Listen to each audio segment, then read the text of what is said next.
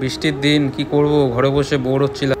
যাই হোক, গাড়ি কেনা তো একটা সুবিধা হয়েছে, কি বৃষ্টির দিনে কোথাও ঘুরতে যাওয়া যায়।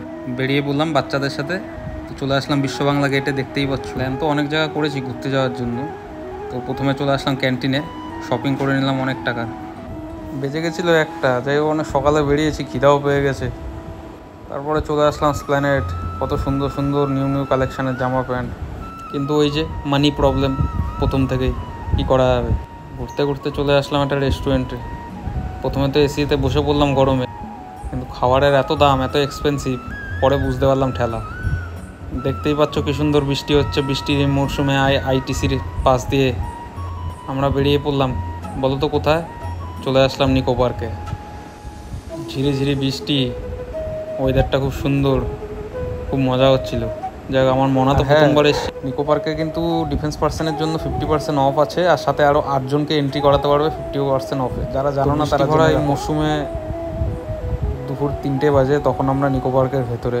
ভালোই ওয়েদার, খুব মজা হচ্ছিল। ঘোড়া চড়াটা ছিল আমাদের প্রথম রাইডিং, তারপর আরও অনেক রাইডিং করেছি, কিন্তু আমরা বেশিক্ষণ টাইম স্পেন্ড করতে পারিনি নিকো পার্কে। কিন্তু যতটাই ছিলাম অনেক মজা করি। লোকে বলে না, টাকা পয়সা জমিয়ে রাখো, টাকা পয়সা অবশ্যই জমাও, কিন্তু সময় মজাও করে নাও, না হলে একদিন বয়স হয়ে যাবে, শুধু টাকাই থেকে যাবে, থাকবে না এই খুশির স্মৃতিগুলো আর আনন্দ ভরা দিনগুলো।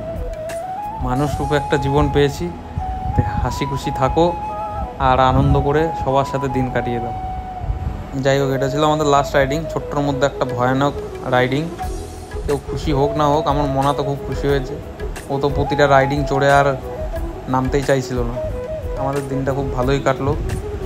আর তোমরা কারা কারা নিকো পার্কে গেছো কমেন্ট করে জানিও। সবাই ভালো থেকো, আর আমাদের চ্যানেলটাকে ফলো অ্যান্ড সাবস্ক্রাইব করে দিও। দেখতে থাকো আমাদের নেক্সট অ্যাডভেঞ্চার ভিডিও জন্য। সবাইকে টাটা, ভালো থেকো।